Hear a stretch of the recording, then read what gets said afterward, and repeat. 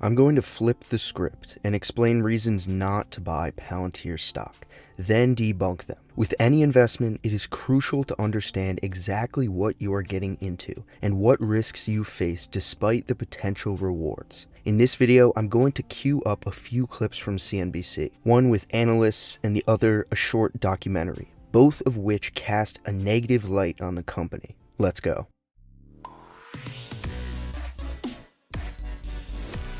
So why do this? Well, a subscriber shared a quote with me from Charlie Munger. As the billionaire business partner of Warren Buffett, even Bill Gates has called Charlie Munger the smartest person he knows. Most people take the obvious approach to problem solving, plan out various steps in desire of an end result. But inversion is different. Inversion is looking at things upside down and planning for the opposite of what you want to happen. So you reverse the equation and identify potential sources of failure up front. Quote, invert, always invert. Turn a situation or problem upside down. Look at it backward.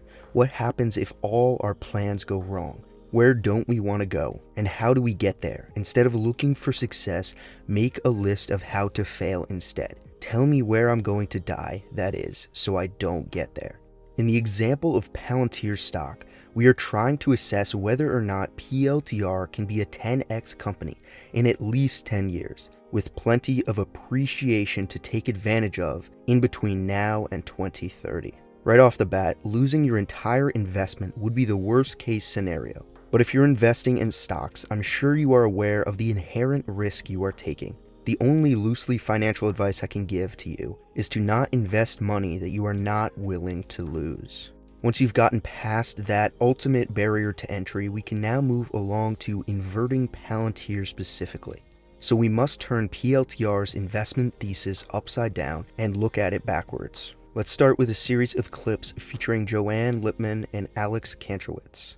It has a particularly unique governance structure, and of course there are still questions around what the right comparable would be in terms of trying to find a multiple on this stock. So what's really interesting about Palantir is, you raised those excellent points, but what I think is very interesting here is how investors are going to value it and what happens after an election. I mean, we have to think about why did they go public right now? They've been it's been 17 years. They've never turned a profit.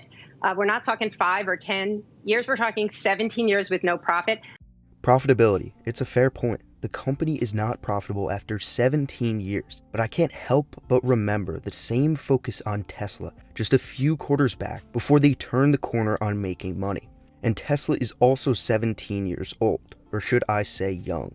What both businesses have done in under 2 decades is incredible, accelerating sustainable energy and helping the government and other big businesses in the biggest ways. But that's besides the point. After all, if we invert the stock market and go back to the basics of the financial system, shareholders are supposed to benefit from the profits that a company generates. Therefore, if you fear that investing before profitability is not for you, you can go ahead and search for the best dividend stock videos. But you're still here, and Jeff Bezos finally turned a profit in 2003 for AMZN, which was 9 years after being founded and 7 years after going public. But even then, it was a little premature to declare victory for the company, as you'll see Amazon's quarterly net profit chart. Nevertheless, the stock has gone stratospheric since IPO.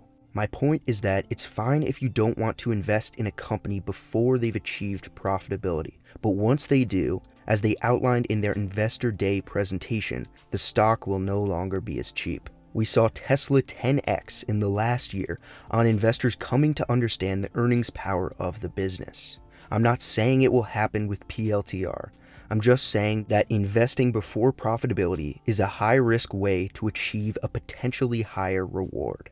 But it's a company that is very, very closely aligned with the Trump administration. You've got Peter Thiel, a co-founder, who's been one of his biggest supporters of the president. And then you've got the work that the company does, which is extremely opaque, but seems to work with a lot of the Trump administration's sort of favorite projects. We're looking at immigration, ICE. It works with the military, with intelligence. And, the CIA was an early seed investor. You can certainly understand why they chose right now to go public, because Trump is still firmly in office. I do think there's big questions what happens after an election. I will take the other side of that argument with you, which is I think this has nothing to do with the Trump presidency at all. Alex Carp, the co-founder of the company, the man who actually runs the company, is publicly anti-President Trump. He has publicly come out and said he did not vote for President Trump and does not want to vote for President Trump in the future. And so the idea that their business somehow has grown as a function of this administration, I think, in truth, is a bit of a myth. To say there's no link, to me, doesn't really feel right. But on the other hand, they've been working on this for 17 years. It's not as if this business just emerged yesterday and has only now started to figure it out. As I mentioned in a previous video, PLTR's political involvement sparks controversy. It is just the nature of their business. But inverting the idea of them being at risk for their work is interesting, since they are not a consulting business, as many misconstrue them to be. They build the software platforms and let those do the work. But the controversy is definitely something you need to weigh when thinking about whether or not to invest. But when taking it that step further, I think there is little to worry about. I don't know. I don't really find this to be a strong stock. I think there is that risk with the election that Joanne mentioned, but there's plenty of other risk as well. And to say it's just one thing, to me, misses the bigger picture, which to me, I think that this is just a weak company. Quite a close here by Alex. Palantir is a, quote, weak company. Not much to unpack from that statement other than for me to say let's hold him accountable for this quote made in October of 2020. Regardless, let's continue. CEO Alex Carp has had to rethink his historical dismissal of salespeople. We don't look like a classic enterprise software company. We have no salespeople. Almost everyone here is an engineer. Not anymore. Carp's been building out a sales team, and in 2019, the company spent 61% of its revenue on sales and marketing. Yes, it appears that Alex Carp has reversed his stance on salespeople. I'm going to invert this issue with some very revealing comments I was able to dig up from him 8 years ago in February of 2012. Listen closely. So we didn't know it would actually work till 2008, and we didn't know anyone would buy it till really mid-2008, so third quarter 2008.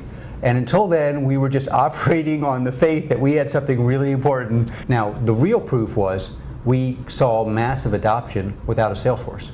So this is how we knew it was working, because one person would email another they have classified networks and say, this is awesome, you have to get that. And so one of the reasons to actually be very focused on an engineering team as opposed to a sales team is you really need to know, is the delta between what they have with us and what they could have really significant. The thing that resonated with them was we said, we are not selling you a service. We are not going to come and sell you engineers. We are going to sell you a finished product, and we are going to show you it, demonstrate its value against your data. If you are iterating on a problem that you want to be important 3 years from now, it's better to have engineers figuring out what the core issues are and then iterate against them. If you want to optimize on revenue next quarter or even the next 9 months, you want to be heavy on Salesforce, long sales, short engineering. We're long on dealing with the most important problems that we can find, dealing with them in a productized way so that they scale for the client. And because we're long on that and short on what happens in the near term, we are not planning to hire salespeople. We still haven't hired any. We don't really hire non-technical people very often, and we don't have a marketing department, and we're not planning to get any of them. Hearing that is quite disturbing. Does it mean that Palantir is now focused on short-term financials in replacement of relentless focus on software engineering of the future?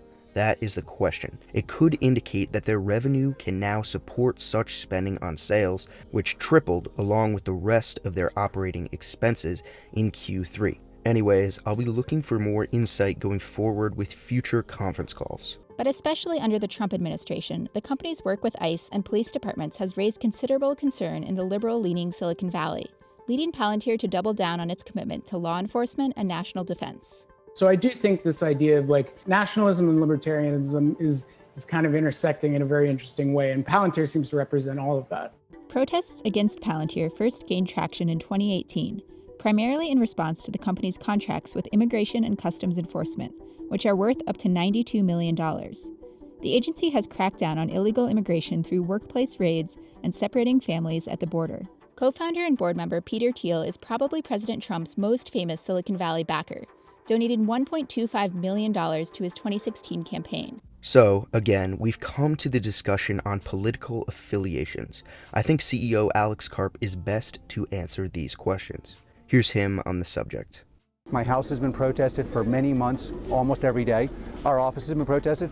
Many Palantirians protested against it internally. Some people were so upset by it that they left. These are very hard decisions. I've never stopped being critical of this administration. I'm not planning to vote for this administration. So there are things I do differently. The core issue, though, is who decides. The small island in Silicon Valley that would love to decide what you eat, how you eat, and monetize all your data should not decide who lives in your country and on what your conditions.